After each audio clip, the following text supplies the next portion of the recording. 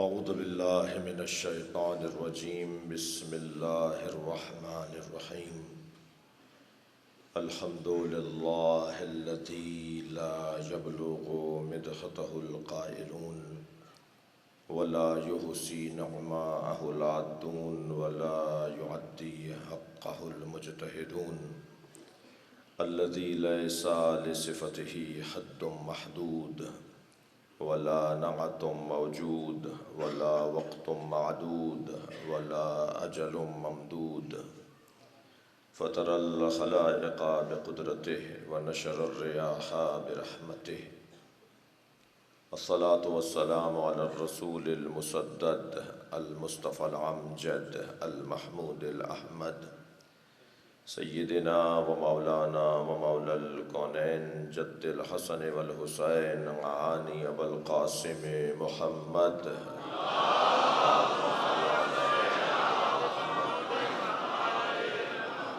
وآلہ الطیبین الطاہرین المعصومین الذین قال اللہ انما یرید اللہ لیذہب عنکم الرجس اہل البیت ویطہرکم تطہیرا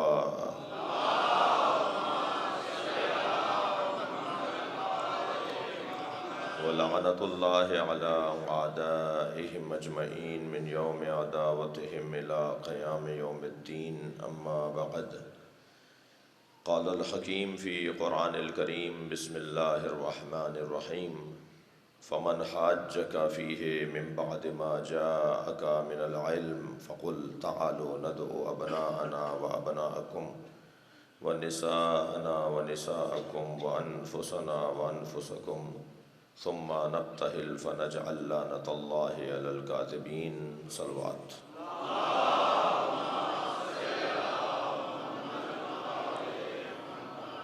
سورہ مبارکہ آل عمران آیت کا نشان ہے 61۔ اللہ پنجتن کی عظمت کو بیان کر رہا ہے۔ پورا قرآن اہل بیت کی عظمت پر نازل ہوا ہے۔ اس میں جو شیطانوں کا ذکر ہے وہ بھی اہل بیت کی تعریف ہے، اس لیے کہ وہ اہل بیت کے دشمن ہیں۔ اللہ کا ہم پر خاص کرم یہ ہے کہ ہم جس دروازے پر بیٹھے ہیں اس سے اچھا دروازہ نہیں ہے۔ دنیا کہاں بیٹھی ہے مجھے اس سے غرض نہیں ہے، مگر ہم جہاں بیٹھے ہیں وہاں سے جنت کا رستہ بنتا ہے۔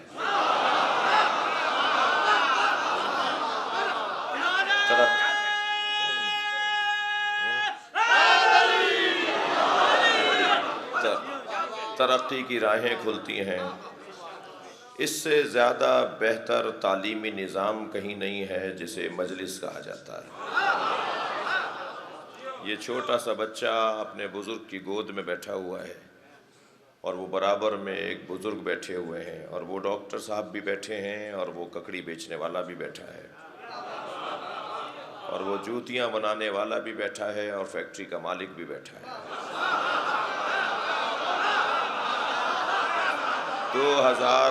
2000 ایکڑ کی زمین کا زمیندار بھی بیٹھا ہے، اور اس زمین پر ہل چلانے والا ہاری اور مزدور بھی بیٹھا ہے۔ یہ جو حسن یہاں نظر آتا ہے وہ کہیں اور نظر نہیں آتا ہے۔ 2000 مزدوروں پر مشتمل ایک فیکٹری کا مالک مجلس میں بیٹھا تھا۔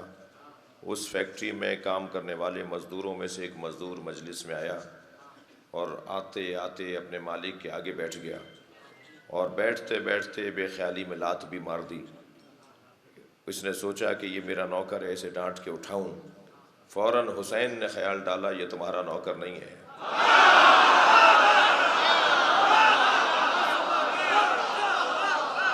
یہ میرا فقیر ہے، اور اس دروازے پر ہر بیٹھنے والا حسین کا فقیر ہے۔ یہ واحد تربیت گاہ ہے، یہ واحد ٹریننگ سینٹر ہے۔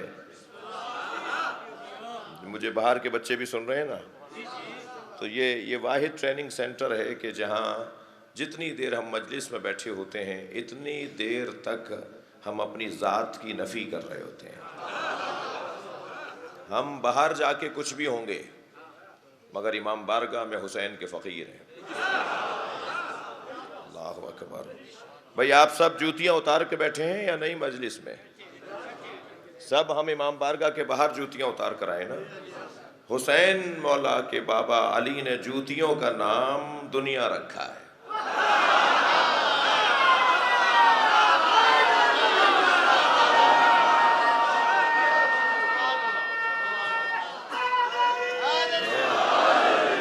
ہم اپنی دنیا چھوڑ کر آتے ہیں، اور دنیا بھی علی نے بتایا ہے کہ دنیا پیروں میں رکھنے کی جگہ ہے، دنیا کو سر پہ سوار نہ کرو۔ اچھے کپڑے پہنے ہوئے دیکھ کر اسے معتبر نہ مانو، اور جس کا کالر ادھڑا ہوا ہو اسے ذلیل نہ کہو۔ جو بڑی گاڑی میں آیا ہے وہ امیر نہیں ہے، جو پیدل آیا ہے وہ ذلیل نہیں ہے۔ ہم جہاں بیٹھے ہیں وہاں بیٹھنے والوں کی اینک تبدیل کروائی جاتی ہے۔ یہاں حسین وہ دکھانا چاہتے ہیں جو حقیقت ہو، ہمیں یہاں دید بدلنے کے لیے بلایا جاتا ہے۔ ہماری آنکھیں کچھ اور دیکھیں مگر دل وہ دیکھے جو حسین دکھاتے ہیں، اسی کو بصیرت کہا جاتا ہے۔ میں ایک جگہ سے گزر رہا تھا، رستے میں سانپ بیٹھا ہوا تھا، میرے بڑھتے ہوئے قدم رک گئے، میں سوچنے لگا یہ موذی ہے، حملہ کرے گا۔ ابھی کھڑا میں سوچ رہا تھا کہ آگے بڑھوں، سانپ بیٹھا ہے۔ لوگوں نے مجھے دیکھ کر تبصرے شروع کیے، وہ دیکھو مولانا کو بڑی بہادر اور شجاعت کی باتیں کرتے ہیں، بڑی باتیں کرتے ہیں، لمبی لمبی باتیں کرتے ہیں، سانپ سے ڈر رہے ہیں۔ اب میں سوچنے لگا ان کے چڑھانے میں آؤں یا عقل مندی کا ثبوت دوں۔ بہت سارے لوگ چڑھا کے غائب بھی ہو جاتے ہیں نا۔ تو ابھی کھڑا میں سوچ رہا تھا کہ مجھے کیا کرنا چاہیے۔ یہ چھوٹا سا بچہ میرے برابر میں آ کے کھڑا ہوا اور کہنے لگا مولانا یہ پلاسٹک کا سانپ ہے۔ جیسے ہی مجھے معلوم ہوا پلاسٹک کا سانپ ہے، میں نے اس پہ پیر رکھا، اسے کچلتا ہوا چلا گیا۔ معلوم یہ ہوا جب حقائق روشن ہو جاتے ہیں تو اقدامات بھی تبدیل ہو جاتے ہیں۔ جملہ ہدیہ کر رہا ہوں، ساری دنیا جس یزید سے ڈر رہی تھی، حسین اس کی حقیقت کو جانتے تھے۔ صلوات پڑھے محمد و آل محمد۔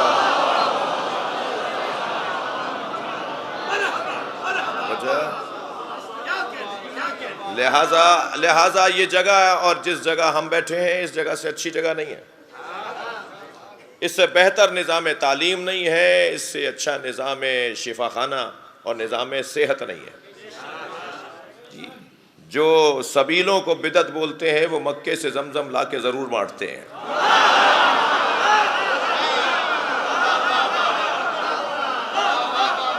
انہیں کوئی بتائے کہ اگر اس گھرانے سے پانی بھی منسوب ہو جائے تو وہ آب حیات ہو جاتا ہے۔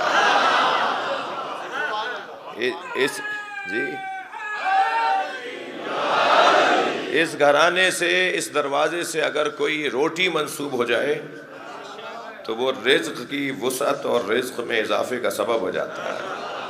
لہٰذا یہاں معاملہ ہی کچھ اور ہے۔ جتنا اچھا مکتب، جتنا اچھا نظریہ آپ کا ہے کسی اور کا نہیں ہے۔ جی، جتنا اچھا نظریہ آپ کا ہے اتنا کسی اور کا ہے ہی نہیں، اس لیے کہ آپ کے پاس نہج البلاغہ ہے۔ میں گیا حضور ایک ملک کے اندر، شوق تھا کہ لائبریری بھی جا کے دیکھوں، تو بہت بڑی لائبریری جس کے اندر درمیانہ جو مشترکہ ہال تھا کہ جہاں سے مختلف کمروں میں دروازے کھلتے تھے، مختلف کمروں کے دروازے کھلتے تھے، وہ درمیانہ بڑا ہال جو تھا اس میں شیشے کے باکس میں ایک کھلی ہوئی کتاب رکھی تھی۔ میں نے سوچا کہ شاید اس لائبریری میں اس سے زیادہ معتبر کتاب ہو سکتا ہے، یہ مسیحی ہیں، انہوں نے انجیل رکھی ہوئی ہو۔ مگر طالب علم تھا تو میں نے پوچھ لیا اس لائبریرین سے کہ آخر اس کتاب کا نام کیا ہے، تو کہا ہماری لائبریری میں اس سے بڑی کتاب نہیں ہے، اسے نہج البلاغہ کہتے ہیں۔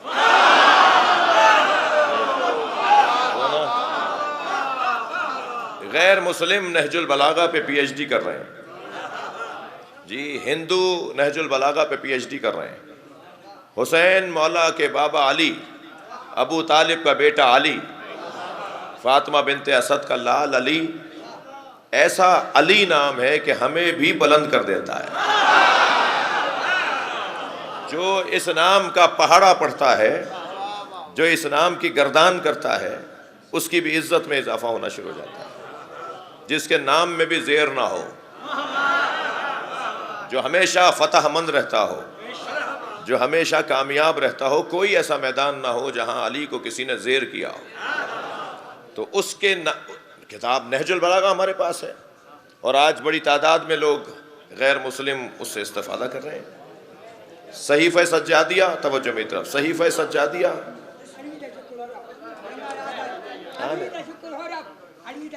ایک صلوات پڑھیں گے محمد والے.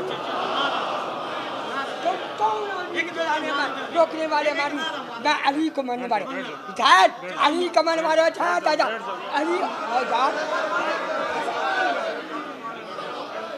علی کو ماننے والے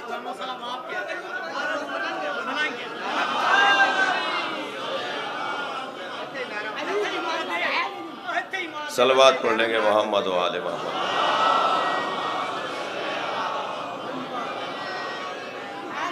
وقت میرے پاس تنگ ہے نا، مگر ان کی عقیدتوں میں تو کمی نہیں ہے. تو یہ تو جگہ ہی کچھ اور ہے. یہاں بیٹھنے والے، یہاں آنے والے تو اپنا ایک خاص انداز اور خاص خلق و خو رکھتے ہیں. تو بات یہاں تھی کہ ہم اس سے اچھا نظریہ کسی کے پاس نہیں ہے. ہم نہج البلاغہ رکھتے ہیں، ہم صحیفہ سجادیہ رکھتے ہیں. ہم اس دروازے سے جڑے ہوئے ہیں کہ جو یہ بتانے کا حق رکھتے ہیں کہ اللہ کیا ہے، اللہ کیسا ہے، اللہ کون ہے، اللہ کی صفات کیا ہیں.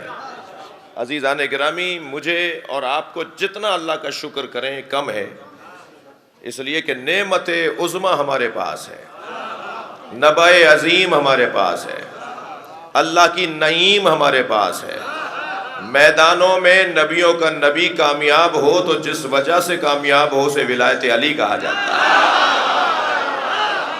ہمارے پاس ہے. علی کا ماننے والا تم روکنے والے مان والوں کو لوہے کر کا نعرہ. ایک اور لگاؤ نعرہ. سفر طویل ہے، راہ نجات چھوٹی ہے، علی کا ذکر بہت ہے، حیات چھوٹی ہے. واہ. میں میں کیسے مان لوں علی کو مولا کائنات، علی کا نام بڑا ہے کائنات. لوہے کر کا علی تھا نہیں، علی قبر میں تھا. لوہے کر کا نعرہ. توجہ کر لی آپ نے.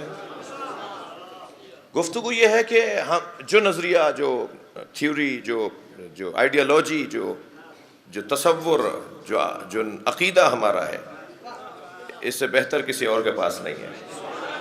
اور یہ جو آپ کو گرمی میں بیٹھ کر، سردی میں بیٹھ کر، فرش پہ بیٹھ کے کنکر چبھ رہے ہیں، پتھر چبھ رہے ہیں، پیروں میں کانٹے چبھ رہے ہیں، یہ جو آپ ایک ریاضت کر رہے ہیں نا مسلسل، جسے عزاداری امام حسین کہتے ہیں، اس کے ذریعے سے جو آپ کا ایک مزاج خود بخود بن رہا ہے. یعنی ہمیں پتہ بھی نہیں ہوتا کہ ہمیں کسی کام پہ ڈالا ہوا ہے. ہمارے مالکوں نے، ہمارے ائمہ نے جو 14 صدیوں سے ہمیں ایک کام پہ لگایا ہوا ہے نا، اس کے نتیجے نکل رہے ہیں. پوری دنیا میں سب سے اچھی تصویر ہماری ہے. ہم کہیں جا کے پھٹتے نہیں ہیں، ہم کسی کی جگہ پہ آ کے حملہ نہیں کرتے. جو قوم رونے کی مشق کرتی ہو وہ کسی کو رلاتی نہیں ہے. دل نرم بنانے کی مشق، جی، انسانیت بڑھانے کی مشق.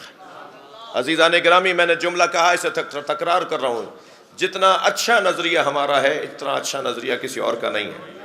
میں صرف ایک مثال دیتا ہوں. ہم اس علی مولا کو مانتے ہیں جس کی سوچ، جس کا معیار فہم، جس کا انداز عقیدہ حتیٰ نبیوں کو بھی جس میں رشک آئے. الہی کفا بی فقرا ان تکونا لی ربا. یا اللہ، مجھ علی کا سب سے بڑا فخر یہ ہے کہ تو میرا رب ہے. الہی کفا بی عزا ان اکونا لکا عبدا. یا اللہ، علی کا سب سے بڑا اعزاز یہ ہے، علی کی سب سے بڑی عزت یہ ہے کہ میں تیرا بندہ ہوں. دیکھیے، فخر اور عزت کے اندر مولا فرما رہے سب سے بڑا فخر میرا یہ ہے کہ تو میرا رب ہے، اور علی کی سب سے بڑی عزت یہ ہے کہ علی تیرا بندہ ہے. اس کے بعد والا جملہ، اس کا ترجمہ میں آخر میں کروں گا. الہی الہی انتا کما اوہب، ترجمہ بعد میں کروں گا۔ چوتھا جملہ جس کا ترجمہ پہلے کر رہا ہوں، فجعلنی کما تحب، الہی انتا کما اوہب فجعلنی کما تحب۔ چوتھے جملے کا ترجمہ یہ ہے کہ یا اللہ مجھے ایسا ہی بندہ بنا دے جیسا تو چاہتا ہے۔ اللہ اکبر۔ اب میں تھوڑا سا آپ سے توجہ اور چاہوں گا، یہ علی مولا کی دعا قبول ہو رہی ہے،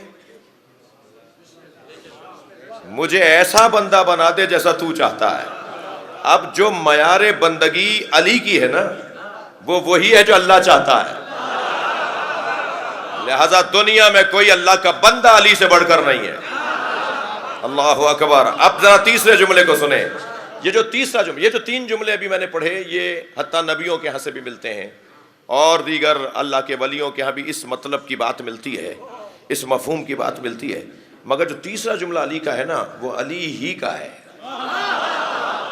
علی کے علاوہ کسی اور نے بولا ہی نہیں ہے، بلکہ میں جرأت سے کہوں کسی اور کے بولنے کا ہے ہی نہیں۔ وہ جو تیسرا جملہ علی کا ہے وہ ذرا سنیے، کیا معیاری جملہ ہے، کیا آسمانی جملہ ہے، آسمان بھی جہاں چھوٹا پڑ جائے اتنا اونچا جملہ ہے۔ میرے مولا فرماتے ہیں الہی انتا کما اوہب، تو ایسا ہی اللہ ہے جیسا علی چاہتا ہے۔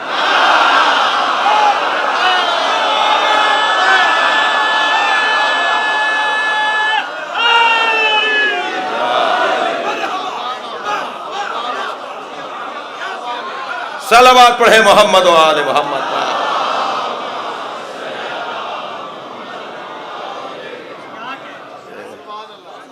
اس ایک جملے پر ہم ساری زندگی غور کرتے رہیں تو اب علی بتائیں گے کہ اللہ کے ہاتھ ہیں یا نہیں، اب علی بتائیں گے کہ اللہ کے پیر ہیں یا نہیں، اب علی بتائیں گے کہ اللہ کا جسم ہے یا نہیں، اب علی بتائیں گے کہ اللہ کی طرف اشارہ ہو سکتا ہے یا نہیں، اب علی بتائیں گے کہ اللہ کو محدود کر سکتے ہیں یا نہیں، اللہ کہاں کہاں ہے اور کہاں نہیں ہے، یہ ساری بحثیں علی بتائیں گے۔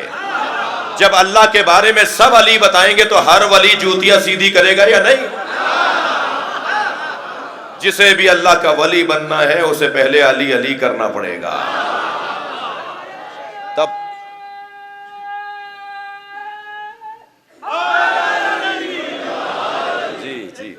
جی کی شان بسامہ ہے دردی مومن، کی شان بسامہ ہے دردی مومن کے مشکل دے ویلے بچاؤندا علی پنجاں دا مرکب تے 12 دا ساتھی، واہ، نظر 14 وچوں وی آوندا علی، دوسری جی امت نبی نہیں ہوے تے کشتی کنارے تے لاوندا علی، علی ہے چلیا ملا تو بھی پکڑ لے دامن، علی ہے دے قرار دا جے قبر دے عذاب ہو بچاؤندا علی ہے، آوے چک کے کوڑے نال مک کے سوا لکھ نار آئے۔ ماشاءاللہ ماشاءاللہ، اتنی مجھے پنجابی سمجھ میں آتی ہے اور ماشاءاللہ انہوں نے بڑے اہتمام کے ساتھ پڑھا ہے، تو بات آگے بڑھے۔ عزیزان گرامی، میری اور آپ کی عزت ہے کہ ہماری زبان پر مولا کا نام ہے۔ تھکے نہیں میری باتوں سے، تھوڑا سا یہاں وینٹیلیشن کا انتظام آئندہ آپ بہتر کر لیں گے۔ توجہ چاہوں گا آپ سے، توجہ میری طرف رہے۔ ذوبوا فی علی کما ہوا ذاب فی اللہ، علی میں ایسے گم ہو جاؤ جیسے علی اللہ میں گم ہو گیا۔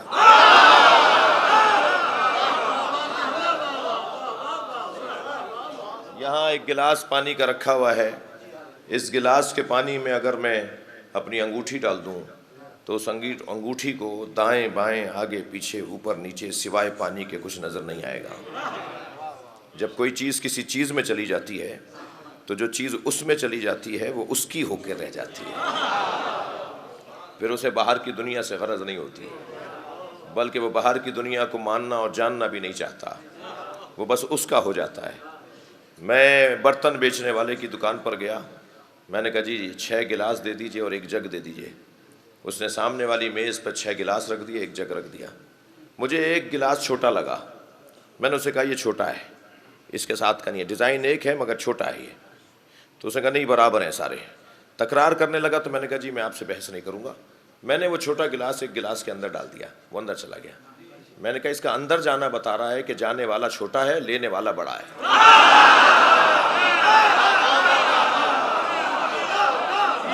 جب میں کہوں گا کہ علی میں گم ہو جاؤ جیسے علی اللہ میں گم ہو گیا, تو جہاں علی گم ہو جائے وہی تو اللہ اکبر ہے. علی جیسا ماشاء اللہ, اللہ ماشاء اللہ.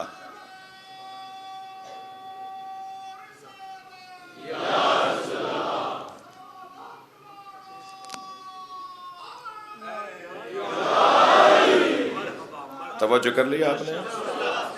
تو جب میں اور آپ اور ہم علی مولا میں گم ہو جائیں گے تو ہمیں علی کا دشمن نظر کہاں آئے گا, ہمیں علی کا غیر نظر کہاں آئے گا. ہمیں تو وہی نظر آئے گا جو علی سے جڑا ہوا ہے. لہٰذا میرے بچوں اور جوانوں, اپنا وقت ضائع نہیں کرو کسی کے اوپر نام لے کے تبرہ کرنے کا. عبادتوں کو محدود نہیں کرو, مطلق کہا کرو کہ اہل بیت کے دشمنوں پہ لعنت ہو. جو بھی دشمن ہوگا لعنت پہنچ جائے گی. آپ نام لیں گے تو اس سے محدود ہو جائے گی عبادت. اور ممکن ہے نام لینے میں تو عجیب نام ہے, بعض نام تو عجیب نام ہے. یہاں لیں تو آخرت میں قید میں, اور یہاں لیں تو پاکستان میں قید میں. جس کا نام ہی جیل میں ڈلوا دے تو ضرورت کیا رہی ہے کسی کا. صلوات پڑھ لیں ذرا محمد و آل محمد. نہیں مجھے نہیں چاہیے, ڈسٹرب نہیں کرو. ایک صلوات پڑھیں ذرا محمد و آل محمد. بیٹھ جاؤ میرے بچے, بیٹھ جاؤ. ایک صلوات اور ہدیہ کریں گے محمد و آل محمد. توجہ میرے ساتھ ہے حضرات کی. میں نے آپ کے سامنے جو آیت تلاوت کی ہے اس کا ترجمہ تو سن لیجئے. ارشاد ہو رہا ہے فمن حاجک فیہ من بعد ما جاءک من العلم. علم آ جانے کے بعد اگر کوئی کٹ حجتی کرے, ضدیت کرے, علم کو نہ مانے, دلیل کو تسلیم نہ کرے, فقل, تو میرے حبیب پھر آپ کہہ دیجئے تعالوا ندعو ابناءنا و ابناءکم. ہم اپنے بیٹوں کو لے آتے ہیں, تم اپنے بیٹوں کو لے آؤ. عزیزو, وہ دین کون مٹا سکتا ہے جس پر دین کے محرک نے اپنا خاندان قربان کر دیا. نبی اپنے بیٹوں کو لے کے جا رہے ہیں. وہ کوئی اور ہوں گے جو دوسروں کے بیٹوں کو بھیجتے ہوں, مگر جو نبی اور نبی والے ہیں وہ گھر والوں سے بات شروع کرتے ہیں. جس کا کام اپنے گھر سے شروع نہ ہو وہ مکمل اور کامیاب رہنما نہیں ہے. ساری دنیا تو اسے مانے مگر اس کے گھر والے ہی اسے نہ مانے تو انتہائی ناکام آدمی ہے. سب تو اس کی تعریفیں کریں مگر زوجہ محترمہ ان کے نام سے نفرت کرتی ہوں. بیٹیاں گھر آ جائے تو گھبرا کر کونے لگ کے بیٹھ جاؤں. بچے گھبراتے ہوں, ڈرتے ہوں کہ ابا آ گئے, یا ابا گھر میں آ رہے ہیں یا جلاد آ رہا ہے. جس گھر میں بڑوں کا, مردوں کا آمد و رفت جلادوں کی طرح ہو, سفاکوں کی طرح ہو, تو وہ تو کامیاب انسان نہیں ہے. جو گھر والوں کے لیے اچھا نہیں ہے وہ گلی والوں کے لیے کہاں اچھا ہوگا, وہ علاقے والوں کے لیے اچھا کہاں ہوگا. میں نے اپنے بچوں اور جوانوں سے کہوں گا خبردار, سب سے بڑی عبادت اپنے اخلاق کو بہتر کرنا ہے. یہ مسکراتا ہوا چہرہ خود صدقہ ہے. آتے جاتے اللہ کی راہ میں صدقہ دیا کرو, مسکرا کے بات کیا کرو. یہ ہمارے چہرے پہ جو مسکراہٹ آتی ہے یہ معاشرے میں امن پھیلاتی ہے. البتہ شریعت کا خیال رہے, ہر ایک کو دیکھ کے نہ مسکرائیے گا. صلوات پڑھیں ذرا محمد و آل محمد.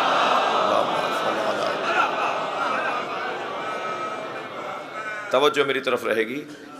بات اتنی ہے کہ نبی سے اللہ نے کہا پھر اگر یہ بات نہ مانے تو پھر کہہ دیجئے کہ ہم اپنے بیٹوں کو لاتے ہیں, تم اپنے بیٹوں کو لاؤ. وَنِسَاءَنَا وَنِسَاءَكُمْ, ہم اپنی بیٹیوں کو لاتے ہیں, تم اپنی بیٹیوں کو لاؤ. ممکن ہے مجلس سے مجھے اترتے کے ساتھ ہی کوئی روک لے کہ مولانا اتنی عربی تو ہمیں بھی آتی تھی, آپ نے نساء کا ترجمہ بیٹی کیوں کیا ہے؟ نساء تو عورتوں کو کہتے ہیں. جی, یہ آپ کہتے ہیں نا کہ ہم اپنی عورتوں کو لاتے ہیں, تم اپنی عورتوں کو لاؤ. آپ نے کہہ دیا ہم اپنی بیٹیوں کو لاتے ہیں, تم اپنی بیٹیوں کو لاؤ. ترجمہ تو مولانا ٹھیک کیجئے, تفسیر پر اعتبار کیسے کریں؟ تو میں نے جواب یہ دینا ہے کہ جب کبھی ابن کے ساتھ امرا کا یا نساء کا لفظ آتا ہے تو وہ قرینے کی بنیاد پر ابن کے ساتھ کیونکہ نساء آیا ہے تو قرینے کی بنیاد پر نساء کا ترجمہ بیٹی کریں گے کیونکہ آگے بیٹا لکھا ہوا ہے۔ یہ قاعدہ بتا رہا ہوں آپ کو اور دلیل بھی دوں گا، صرف قاعدہ جب تک مصداق نہ ہو، شاہد مثال نہ ہو، جب تک قاعدے کے اوپر دلیل نہ ہو تو وہ بات معتبر نہیں ہوتی نا۔ تو ابن کے ساتھ اگر نساء کا لفظ آئے تو قرینے کے مطابق ہم ترجمہ کریں گے کہ یہاں بیٹا کیونکہ ذکر ہوا ہے تو اب یہ بیٹی مراد ہے۔ اور اگر قرینے کے اندر ان عورتوں سے متعلق زوجہ کے احکامات بیان ہو رہے ہوں تو پھر نساء کا ترجمہ بیویوں کریں گے، بیٹیاں بھی نہیں کریں گے۔ مثلا قرآن مجید میں لفظ نساء نبی کی زوجاؤں کے لیے بھی آیا ہے، مگر وہ ہم نے قرینے سے سمجھا کہ یہاں نبی کی زوجہ مراد ہے۔ یا نساء النبی لستن کاحد من النساء ان اتقیتن، اے نبی کی زوجاؤں تم عام عورتوں کی طرح نہیں ہو، شرط یہ ہے کہ تقوی اختیار کرنا، وقرنا فی بیوتکن، اور گھر میں ہی رہنا۔ یہ چھ شرطیں لگا دی ہیں اللہ نے نبی کی زوجاؤں پر، 6 شرطیں لگا دی ہیں کہ یہ کام تمہیں کرنا ہے۔ تو وہاں لفظ نساء آیا ہے اور نساء کا مطلب یہاں پر زوجہ ہے، اس لیے کہ قرینہ بتا رہا ہے۔ اگر یہی لفظ نساء عزیزان گرامی ابن کے ساتھ آ جائے تو یہاں ترجمہ عورت نہیں کریں گے، بیٹی کریں گے۔ جیسے قرآن کی ایک اور آیت کے اندر یذبحون ابناءکم ویستحیون نساءکم، تمہارے بیٹوں کو وہ ذبح کرتے ہیں، ویستحیون نساءکم، تو اب ترجمہ یہ نہیں کریں گے کہ تمہاری عورتوں کو وہ چھوڑ دیتے ہیں، تمہارے بیٹوں کو ذبح کرتے ہیں، تمہاری عورتوں کو چھوڑ دیتے ہیں، یہ ترجمہ نہیں ہوگا۔ ترجمہ ہوگا تمہارے بیٹوں کو ذبح کرتے ہیں، یذبحون ابناءکم ویستحیون نساءکم، اور تمہاری بیٹیوں کو چھوڑ دیتے ہیں۔ وہ جو قبطی تھے نا، وہ جو اس زمانے کے حضرت موسیٰ کے زمانے کے لوگ، وہ یہ کرتے تھے کہ جو دشمن تھے نظام الہی کے، وہ بیٹوں کو ذبح کر دیتے تھے تاکہ نسل نہ چلے، اور بیٹیوں کو چھوڑ دیتے تھے تاکہ کنیزی میں لیا جا سکے۔ تو قرآن کہہ رہا ہے کہ تمہارے بیٹوں کو وہ ذبح کر دیتے ہیں اور بیٹیوں کو چھوڑ دیتے ہیں۔ تو وہاں ہم نے ترجمہ سب نے کیا ہے بیٹی، کیوں نہیں کیا ترجمہ کہ وہ تمہارے مردوں کو ذبح کر دیتے ہیں، وہ تمہاری عورتوں کو چھوڑ دیتے ہیں، کیونکہ ابن کے ساتھ نساء کا لفظ آیا ہے۔ یہاں بھی قرآن مجید میں سورہ مبارکہ آل عمران کے اندر آیہ مباہلہ کے اندر اللہ جب ارشاد فرما رہا ہے کہ ہم اپنے بیٹوں کو لاتے ہیں، تم اپنے بیٹوں کو لاؤ، وَنِسَاءَنَا وَنِسَاءَكُمْ، تو ترجمہ کریں گے ہم اپنی بیٹیوں کو لاتے ہیں، تم اپنی بیٹیوں کو لے کر آؤ۔ مجھے اس سے غرض نہیں ہے کہ 4 بیٹیاں تھیں یا 1 بیٹی تھی، مجھے تو اس سے غرض ہے کہ مباہلے میں فاطمہ آئی ہے۔ بیٹیوں کی جگہ صلوات پڑھے محمد و آل محمد۔ ہم اپنی بیٹیوں کو لاتے ہیں، تم اپنی بیٹیوں کو لاؤ۔ اور اگر تھکے نہیں ہیں تو ترجمہ کر رہا ہوں، ہم اپنے جیسوں کو لاتے ہیں، تم اپنے جیسوں کو لاؤ۔ اللہ نے نبی جیسا ایک ہی بنایا ہے جسے علی کہتے ہیں۔ صلوات پڑھے محمد و آل محمد۔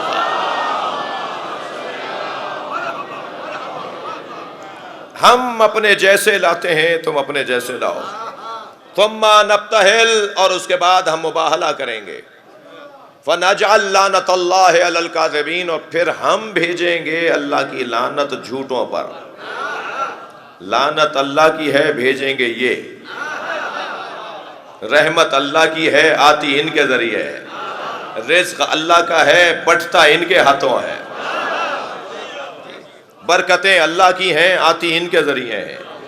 جو اللہ کی چیزیں، علم اللہ کا ہے، دیتے یہ ہیں۔ اللہ اکبر۔ غیرت اللہ کے لیے ہے، نظر ان سے آتی ہے۔ عزت اللہ کے لیے ہے، ظاہر ان سے ہوتی ہے۔ المتجلی لخلقہ بخلقہ، اللہ وہ ہے جو مخلوق پر مخلوق کے ذریعے تجلی کرتا ہے۔ مخلوق پر مخلوق کے ذریعے تجلی کرتا ہے۔ یہ مخلوق الہی پر جو مخلوق کے ذریعے تجلی ہوتی ہے، وہ مخلوق کون ہے جس کے اوپر اللہ تجلی کرتا ہے؟ وہ ہم ہیں۔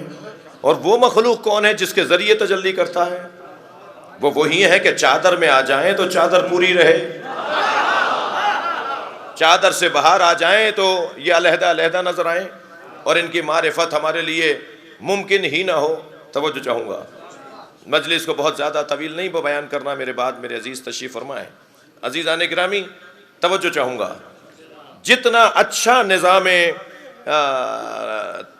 اہل بیت اور نظریہ اہل بیت جتنا روشن اور واضح ہے اتنا کسی اور کے پاس نظریہ نہیں ہے. یا تو کوئی پاگل ہوگا کہ خوشبو کو کہے کہ بدبو ہے، یا کوئی نفسیاتی بیمار ہوگا کہ شربت کو کہے کہ کڑوا ہے، یا کوئی اور مسئلہ ہوگا جو میٹھے پانی کو کوئی کہے کہ جی یہ کھارا ہے. جب پانی میٹھا ہے، جب شربت میٹھا ہے، جب کھانا تازہ ہے، جب ہوائیں موجود ہیں، جب خوشبوئیں موجود ہیں، تو پھر اس دروازے پر لوگ آنے میں دیر کیوں کر رہے ہیں؟ اس دروازے پر لوگ آنے میں دیر کیوں کر رہے ہیں؟ یہاں تو اس دروازے سے مراد اس امام بارگاہ میں نہیں، اس مکتب میں، اس نظریے میں. ایک صاحب مجھ سے کہنے لگے مولانا اتنا اچھا نظریہ ہے، اتنا مضبوط نظریہ ہے اہل بیت والوں کا، تو پھر فلاں فلاں فلاں لوگ ان کو سب کچھ پتہ ہے، وہ شیعہ کیوں نہیں ہو جاتے؟ میں نے بے ساختہ کہا تمہاری وجہ سے. بہت بڑی تعداد میں لوگ شیعہ ہونا چاہتے ہیں، مگر سب سے بڑی رکاوٹ شیعت کی راہ میں خود شیعہ ہے.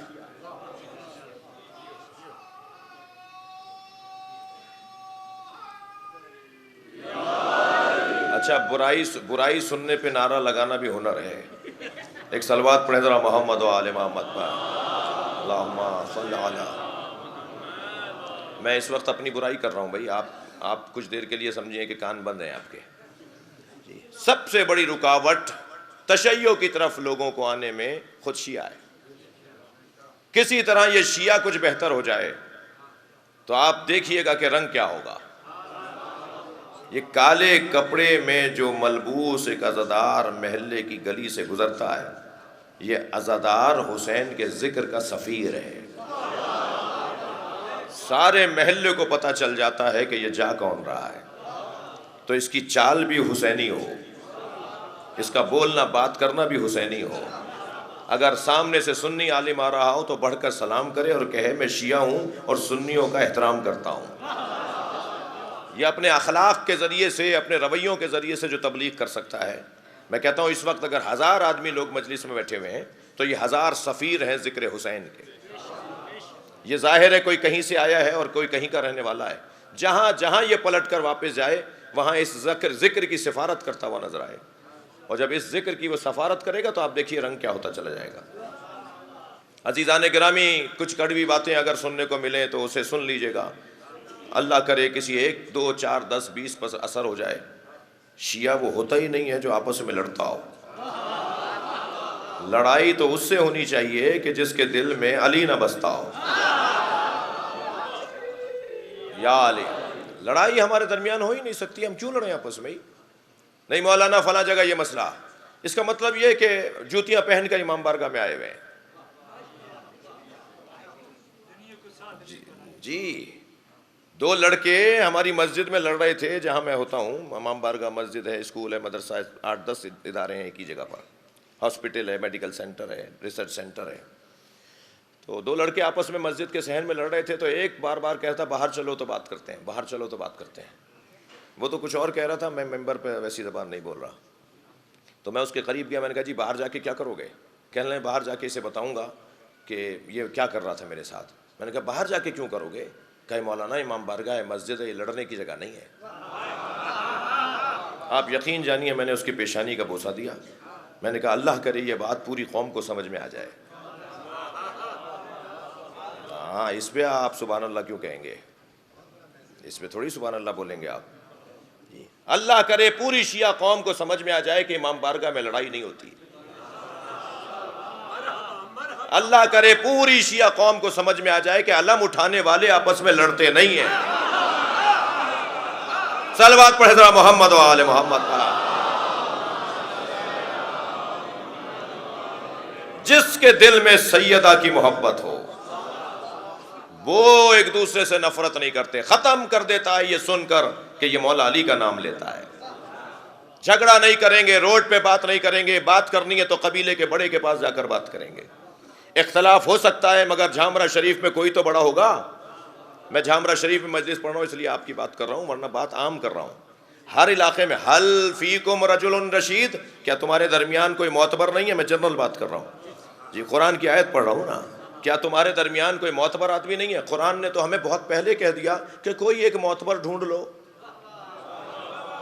ساری قوم کہہ رہی ہے کہ پاکستان میں قیادت کا فقدان ہے، قیادت کا فقدان ہے۔ میں ممبر کی قسم کھا کے کہتا ہوں پاکستان میں قیادت کا فقدان نہیں ہے، اطاعت کا فقدان ہے۔ سارے ہی قائد ہیں، سارے ہی قائد ہیں اور سارے ہی چاہتے ہیں کہ میری بات مانی جائے۔ اتحاد بھی ہو تو مجھ سے ہو، یہ بڑی کمزوری ہے، اور اس کمزوری کو جب ہم دور کر لیں گے آپ دیکھیے گا رنگ ہی کچھ اور ہوگا۔ اور بہت دیر نہیں ہے، تھوڑی بہت چھوٹے چھوٹے بیریئر ہیں جو ہٹا دوں، اور اگر بیریئر ہم نے ہٹا دیے تو پھر دیکھیے گا کتنا بہاؤ آئے گا، جوق در جوق، فوج در فوج، یدخلون فی دین اللہ افواجا۔ اللہ کے دین میں پھر فوج فوج لوگ آئیں گے، روزانہ پتہ چلے گا کہ پورا شہر مولائیوں کا ہو گیا ہے، خبریں آئیں گی کہ پورا شہر ایک مرتبہ علم لگا رہا ہے، سارے ماتمی ہو گئے ہیں۔ اس راہ میں اگر کوئی رکاوٹ ہے تو میں خود شیعہ اس میں رکاوٹ ہوں۔ تھوڑا سا مجھے اپنا اخلاق بہتر کرنا ہوگا، تھوڑا سا مجھے اپنے داخلی معاملات کو کنٹرول کرنا ہوگا، اپنے ذاتی جھگڑوں کو سوشل میڈیا پر، کتنا سمجھدار ہے وہ جوان، لڑائی ہو رہی ہوتی ہے تو وہ ویڈیو بنا رہا ہوتا ہے۔ وہ بیچارے، وہ جو ہمارے بیچارے تو نہیں، وہ جو ہمارے دشمن ہیں انہیں کیا پریشانی ہے کہ وہ ویڈیو بنوائیں، آپ خود بنا کے بھیج رہے ہیں، اور پھر وہ اپنے سوشل میڈیا پیج سے چلائیں گے کہ فلاں امام بارگاہ میں دیکھو کیسے ہاتھ پیر چل رہے ہیں، اور ہمارے ہی والے بنا بنا کے ڈال رہے ہوتے ہیں۔ اتنا شعور بھی نہیں ہے بعض لوگوں کو۔ میں ان بچوں جوانوں کو زیادہ توجہ دلا رہا ہوں کہ منفی باتوں کو یوٹیوب پر کیوں ڈال رہے ہو، منفی باتوں کو سوشل میڈیا پہ کیوں ڈال رہے ہو؟ جس بات کو سن کے تمہیں خود شرم آتی ہو، پوری قوم کو شرمندہ کیوں کر رہے ہو؟ اگر کسی نے کچھ ڈال بھی دیا ہے تو اسے وائرل کیوں کر رہے ہو؟ اسے وہیں ڈیلیٹ کر دو، اس کا گلا دبا دو۔ یہ ڈیلیٹ کرنے کا مطلب ہے اس آپ نے پوسٹ کو کا گلا دبا دیا، فوراً ڈیلیٹ کر دو، اور آپ میسج کرو کہ ایسا نہیں بڑھاؤ بھائی، یہ کون سی اچھی بات بڑھا رہے ہو آپ؟ جی عجیب و غریب باتیں نشر کی جا رہی ہوتی ہیں۔ عزیزان گرامی، سب سے بڑا کارنامہ، بڑے سے بڑے کارناموں میں ایک کارنامہ میری اور آپ کی ذمہ داری یہ ہے کہ تشیع کی سالم تصویر کو آگے بڑھائیں۔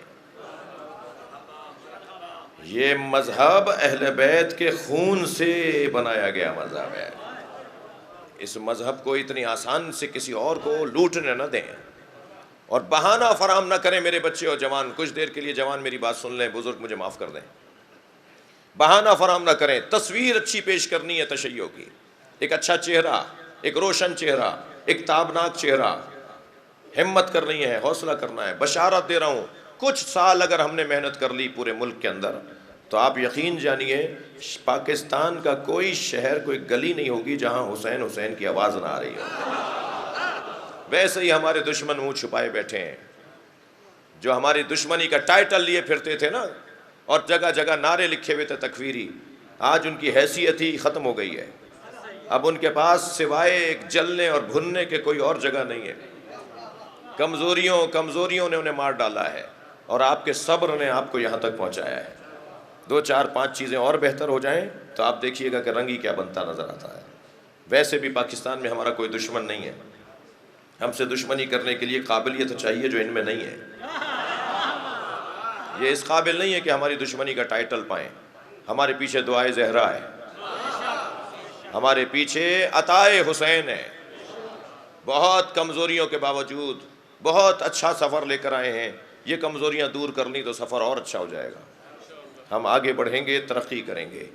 اور ہم جس پنجتن کا نام لیوا ہیں نا، ان کی زندگی کا ایک خاصہ یہ ہے کہ وہ میدان میں آ کر اپنا کردار پیش کرنے والے ہیں۔ جنہیں چادر میں نبی نے لیا تھا، انہیں گھر والوں نے دیکھا تھا، زوجاؤں نے دیکھا تھا کہ پنجتن کون ہے۔ مباہلے میں لے جا کے اللہ نے ساری امت کو دکھا دیا کہ پنجتن یہ ہے۔ کوئی کل یہ نہ کہہ پائے کہ پنجتن نبی مکرم اور پھر خلفائے اربعہ ہیں، کوئی یہ نہ کہہ پائے۔ نبی نے میدان میں لے جا کے دکھا دیا کہ پنجتن یہ ہے، اور پنجتن یہ ہے، اور انہی کے تو فعل یہ کائنات بنی ہے۔ اور یہ سانس لے رہے ہیں تو آسمان اور زمین سانس لے رہا ہے، ان کے دم سے سب کچھ چل رہا ہے۔ مجھے بھی اگر، آپ کو بھی اگر رزق اور زندگی مل رہی ہے تو بتصدق اہل بیت مل رہی ہے۔ ہم جن کا کھاتے ہیں انہی کا گا رہے ہیں۔ اس وقت اس گرمی میں، اس تکلیف میں اتنا بڑا مجمع عزیزان گرامی، کون سی کشش ہے جو انہیں یہاں لے آئی؟ وہ کیا چیز ہے کہ جو یہاں ہمیں کھینچ کر لے آئی؟ وہ ہے حسین کے نام کی تاثیر۔ نقن صاحب کا بڑا عجیب جملہ ہے، فرماتے ہیں کبھی غور کیا کہ حسین کے نام پہ اتنا مجمع کیوں لگتا ہے؟ حسین کے نام پر اتنا مجمع، جلوسوں میں، مجلسوں میں، عاشور پر، چہلم پر، اربعین مشی کے اندر، نجف سے کربلا کی واک میں، یہ دنیا میں اتنا بڑا مجمع ایک حسین کے نام پر کیوں جمع ہوتا ہے؟ نقن صاحب فرماتے ہیں اس لیے کہ حسین کربلا میں اللہ کی خاطر اکیلے کھڑے تھے، پھر اللہ اپنی مخلوق کو اس کے حوالے کر دے گا۔ شب عاشور ہے، جناب فضہ روتی ہوئی دوڑتی ہوئی آئیں اور کہا ہے آقا زاد حسین زینب بے ہوش ہو گئی ہیں۔ میرے مولا حسین اپنی بہن زینب کے خیمے میں آئے تو کیا دیکھا؟ جناب زینب پر غشی طاری ہے، پیشانی پر ہاتھ رکھا، سورہ شفا پڑھی۔ جناب زینب نے آنکھ کھول دی تو امام نے پوچھا بہن زینب یہ تمہارا کیا حال ہے؟ فرمایا بھائی مجھے لگتا ہے کل میری ماں زہرا کا گھر اجڑ جائے گا، کل کچھ نہیں بچے گا، میرا علی اکبر مار دیا جائے گا، میرا قاسم مار دیا جائے گا، میرا عباس جیسا بھائی مار دیا جائے گا، بھائی مجھے ہول ہو رہی ہے کہ کل تمہارے ساتھ کیا ہوگا۔ امام نے بہن کا ہاتھ پکڑا اور اندھیرے بیابان میں چلے گئے اور آگے جا کے کہا زینب وہ جگہ جہاں میرا علی اکبر گرے گا، وہ جگہ جہاں میرا عباس گرے گا، وہ جگہ جہاں میرا قاسم پامال ہوگا، اور ایک جگہ اور دیکھ لو جہاں میں گھوڑے سے گروں گا، مگر بہن جان لو کہ پھر یہ وقت گزر جائے گا اور پوری دنیا سے ہماری قبر کی زیارت کے لیے لوگ آئیں گے۔ اے زینب میرا یہاں مزار بنے گا، لوگ میری زیارت کے لیے دور دور سے آئیں گے، یہ میری قبر قیامت تک لوگوں کو ہدایت عطا کرے گی، لوگ ہمارے نام پر ہدایت کے جلسے منعقد کریں گے، ہمارے نام پر مجلسیں ہوں گی، ہمارے نام پر لوگوں کو ہدایت ملے گی۔ بہن یہ وقت گزر جائے گا، حسین کو کل مار دیں گے مگر حسین کا نظریہ قیامت تک چلے گا، اور بی بی ذرا حوصلہ کرو کل تمہارے سر سے بھی چادر اترے گی۔ اجرکم اللہ، اجرکم اللہ۔ آپ آمادہ ہو گئے رونے کے لیے؟ چلیے چلیے کربلا میں رہیے کچھ دیر کے لیے۔ عزادارو کربلا کے میدان میں حسین نے لاشیں تو بہت اٹھائے، بڑے لاشیں اٹھائے، سارے لاشیں خود حسین نے اٹھائے، مگر ایک لاشہ حسین سے اٹھتا نہیں تھا، وہ لاشہ چھوٹا بہت تھا۔ حسین نے گود میں تو اٹھا لیا تھا مگر کبھی آگے جاتے تھے، کبھی الٹے پیر واپس آتے تھے، کبھی دائیں چلے جاتے تھے، کبھی بائیں چلے جاتے تھے، لاشے پر ابا کا دامن ڈالا ہوا تھا، اس ننھے سے بچے کو کہاں لے جائیں؟ عزادارو ایک جوان مجھ سے کہنے لگا کہ میری دادی مجھے روکتی ہیں کہ محرم میں مچھلی نہیں کھاتے، تو میں نے دادی سے کہا دادی میں تو مولانا سے پوچھوں گا، اللہ کا حلال حلال رہتا ہے، اللہ نے جو حرام کیا ہے وہ حرام رہتا ہے، یہ کیسے آپ نے مچھلی کو محرم کے بعد حلال اور محرم میں حرام؟ میں مولانا سے جا کے پوچھوں گا۔ آگے کہنے لگا مولانا مجھے بتائیے دادی روک رہی ہیں کہ مچھلی محرم میں نہیں کھانی چاہیے، آپ کیا کہتے ہیں؟ میری آنکھوں میں آنسو آ گئے، میں نے کہا میں اتنا بڑا عالم نہیں ہوں، مجھے اس مسئلے کا جواب نہیں آتا، تم اپنی دادی کی بات مان لو۔ حسین نے علی اصغر کے تڑپنے کو مچھلی کے تڑپنے سے تعبیر کیا، دیکھ نہیں رہے میرا بچہ مچھلی کی طرح منہ کھولتا ہے اور منہ بند کر دیتا ہے۔ اجرکم اللہ اما ترونا کیف یتلذا، مولا حسین کا جملہ، دیکھ نہیں رہے میرا بچہ مچھلی کی طرح منہ کھول رہا ہے اور بند کر رہا ہے۔ آپ جانتے ہیں کہ مچھلی جب پانی سے نکلتی ہے تو تڑپتی ہے، جب اتنا دم نہیں رہتا تو دم اٹھاتی ہے، منہ اٹھاتی ہے، جب اتنا بھی دم نہیں رہتا تو منہ کھولتی اور بند کرتی ہے، یہ اس کا آخری وقت ہوتا ہے، پھر وہ مر جاتی ہے۔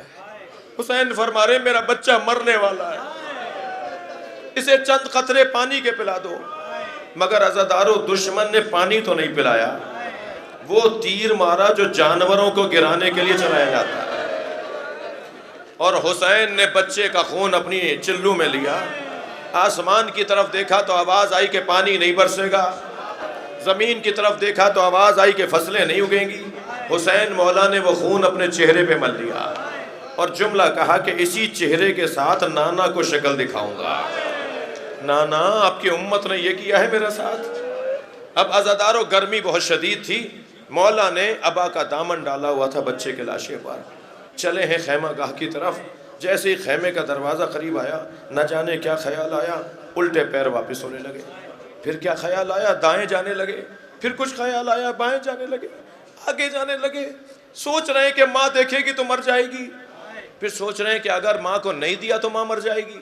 اسی اثنا میں تھے کہ خیمے سے پردہ ہٹا، سامنے سکینہ کھڑی نظر آئی، اور بی بی نے دیکھا کہ بھائی بابا کی گود میں حرکت نہیں کر رہا، جو کچھ دیر پہلے تڑپ رہا تھا نا، اب بابا کی گود میں حرکت نہیں کر رہا۔ تو وہیں سے آواز دے کر کہا، بابا میں بھی پیاسی ہوں، بابا مجھے بھی پانی پلا کر لے آئیے۔ حسین کیا بتائیں کہ کیسا پانی پیا ہے، لیکن جب یہ آواز بلند ہوئی تو خیمے میں ماں نے آواز کو سنا اور جناب رباب در خیمہ پر آ گئیں۔ امام نے اپنی زوجہ کو آتے ہوئے دیکھا تو عجیب سوال کیا، فرمایا رباب میں کون ہوں؟ اپنی ہی زوجہ سے پوچھ رہے ہیں میں کون ہوں؟ جناب رباب نے کہا آپ میری امام ہیں، آپ حجت خدا ہیں۔ جب جناب رباب کو سن لیا نا کہ عقیدہ اس کا کیا ہے، تو اپنی آبا کا دامن ہٹا دیا۔ ایک ماں نے خون میں لت پت بچہ دیکھا، ننے ننے لبوں پہ لب رکھ کے کہا، اے میرے لال، عرب تو اونٹنی کے بچے کو بھی نہر نہیں کرتا۔ اجر و کمل اللہ، اجر و کمل اللہ۔ آپ کی آوازیں بلند ہیں، مجھے 2 منزلیں لینی ہیں۔ جب آپ بلند آواز سے روتے ہیں نا تو امام جعفر صادق دعا دیتے ہیں، یا اللہ یہ ہمارے امر کو زندہ کر رہے ہیں۔ مولا فرماتے ہیں یا اللہ یہ ہمارے امر امامت کو زندہ کر رہے ہیں۔ اللہ اکبر، اللہ اکبر۔ ایک ماں اور ایک باپ نے مل کر جنازہ دفنا دیا، مگر عجب نہیں جناب رباب کو یہ تسلی ہو گئی ہو کہ یہ جنازہ دفنایا جا چکا ہے۔ 11 محرم کو منظر کچھ اور تھا، نیزہ بردار ظالم قبروں کی تلاش میں اور لاشے کی تلاش میں نیزہ زمین پہ چبھو رہے تھے، ایک ننھی سی میت باہر آئی۔ ماں نے یہ منظر دیکھا، آواز دی، اے میرے لال۔ عزاداروں مجھے اندازہ ہے کہ مجلس میں خواتین بھی ہیں، آپ کے گھروں میں دودھ پیتے بچے بھی ہیں۔ ماں سب سے زیادہ پریشان جب ہوتی ہے جب بچہ بھوکا ہو اور اس کے پلانے کو دودھ نہ ہو، کبھی بھائی سے، کبھی بیٹے سے، کبھی شوہر سے، میرا بچہ بھوکا ہے۔ جب کبھی جناب علی اصغر کو یاد کیا کریں نا تو جناب رباب کو بھی سلام کیا کریں۔ بڑا جگر تھا اس بی بی کا، بڑا حوصلہ تھا اس بی بی کا۔ میرے ایک ہندوستان کے دوست مجھ سے کہہ رہے تھے کہ ان کے شہر بنارس میں روز عاشور تعزیے کا جلوس نکلتا ہے، جھولے کا جلوس نکلتا ہے، اور وہ بنارس کی کربلا میں جا کے ختم ہو جاتا ہے۔ کہنے لگے جلوس نکلا تو جلوس پیچھے تھا، ہم آگے آگے رستے کے انتظامات دیکھنے کے لیے چند دوست آگے آگے جا رہے تھے کہ کچھ آگے گئے تو ایک چوک پر ہزاروں کی تعداد میں ہندو عورتیں کھڑی تھیں۔ کہنے لگے جب ہم قریب گئے تو عجیب منظر نظر آیا کہ ہر ایک کی گود میں دودھ پیتا ہوا بچہ ہے۔ کہتے ہیں جب ہم برابر سے گزرے تو ایک عورت کی آواز آئی، بھائی مسلمان ہو؟ تو کہنے لگے میں نے کہا ہاں مسلمان ہے۔ کہنے لگی بتاؤ بابا حسین کا جلوس کب آئے گا؟ تو مولانا کہنے لگے میں نے کہا تمہیں بابا حسین کے جلوس کا انتظار کیوں ہے؟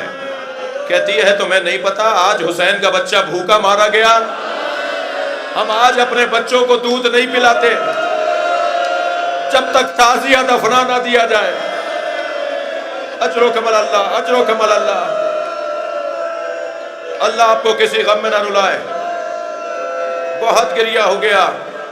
عزادارو مجھے نہیں پتا کہ شام غریبہ میں پانی کہاں سے آیا، مگر تاریخ لکھنے والوں نے لکھا ہے کہ شام غریبہ میں پانی اور کھانا آیا۔ جناب زینب نے پہلے بچوں کو پانی پلایا، پھر بچوں کو کھانا کھلایا، پھر بڑوں کو پانی پلایا، پھر بڑوں کو کھانا کھلایا۔ رو رہے ہیں نا، سنیں گے ایک بی بی ہے جو پانی نہیں پی رہی، بار بار جناب زینب کہتی ہے بھابھی پانی پی لیں، اور رباب کو ایک ہی جملہ ہے، میرا بچہ مار دیا، میرا علی اصغر بھوکا مار دیا۔ امام سجاد کی خدمت میں گئیں جناب زینب اور کہا اے زین العابدین اگر پانی نہیں پئیں گی تو ان کی جان ان کے ہاتھ سے چلی جائے گی۔ امام نے آ کر کہا اماں پانی پی لیں، اماں کھانا کھا لیں۔ حکم امام پا کر جناب رباب نے پانی پی لیا۔ بس عزادارو، ممبر کا ادب مانے ہے، سیدہ کا مقام بہت بلند ہے، جناب رباب کا۔ میں اشارے میں بات کروں گا تاکہ بی بی بھی راضی ہو جائیں اور میری بات آپ تک پہنچ بھی جائے۔ اشارے میں بات کروں گا، اللہ کرے میری بات پہنچ جائے۔ بی بی نے شام غریبہ میں پانی پیا، کھانا کھایا، آدھی رات کو مضطرب ہوئیں، کبھی آگے جاتی ہے کبھی پیچھے، جناب زینب کے برابر میں آ کے بیٹھی اور کہنے لگی مجھے علی اصغر یاد آ رہا ہے، میرا بچہ بھوکا مار دیا۔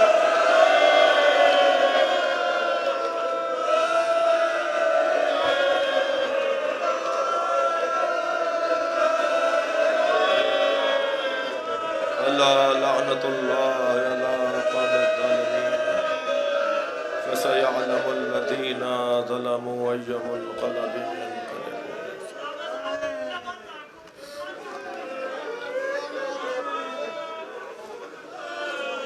اللہ آپ کو شام لے جائے۔ اس بی بی کی ایک امانت شام کے زندان میں بھی ہے۔ اجر و کمل اللہ، اجر و کمل اللہ۔ میرے بھائی نے مجھے روک دیا کہ دو جملے اور کہہ دوں۔ بڑا جگر تھا اس بی بی کا، ایک کو اجلا سا کرتا پہنا کر حسین کی گود میں دے دیا، ایک کو زندان شام میں چھوڑ کر آ گئی۔ جب ساری بیویاں محملوں پر بیٹھ گئیں نا، جب ساری بیویاں محملوں پر بیٹھ گئیں تو جناب سید سجاد نے پوچھا پھوپھی اماں زینب ساری بیویاں بیٹھ گئی ہیں، قافلہ چلے؟ فرمایا بھابی رباب نظر نہیں آ رہے۔ فرمایا مجھے پتا ہے میری ماں رباب کہاں ہے۔ اب آگے آگے امام سجاد اور پیچھے پیچھے تمام بیویاں۔